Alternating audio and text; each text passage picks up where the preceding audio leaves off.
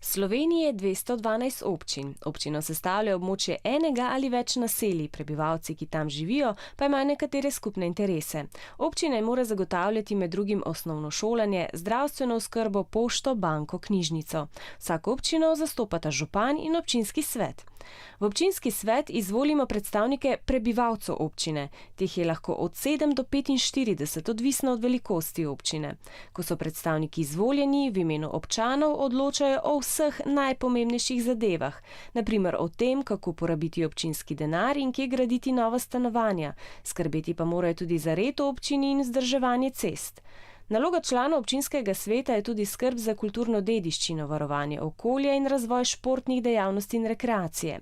Za položaj v mestnih in občinskih svetih se poteguje več kot 23.000 kandidatov. Najmlajši kandidat je star 18 let, najstarejši 96. Na volilnih lističih bodo tudi kandidati za župane. Župan zastopa občino in občinski svet, sklicuje in vodi sestanke, na katerih odloča občinski svet, o predlogih pa ne glasuje. Ko se župani in občinski svetniki nekaj dogovorijo, na primer, da bodo v kraju zgradili novo telovadnico, mora župan poskrbeti, da se dogovorjeno uresniči. Za županski položaj se poteguje 688 kandidatov. Najmlajši je star 24 let, najstarejši pa 78.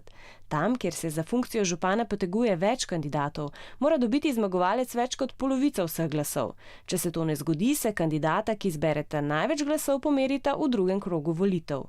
Torej, 18. novembra bomo polnoletni državljani izbrali predstavnike občinskih svetov in župane, ki bodo skupaj vodili občine v naši državi.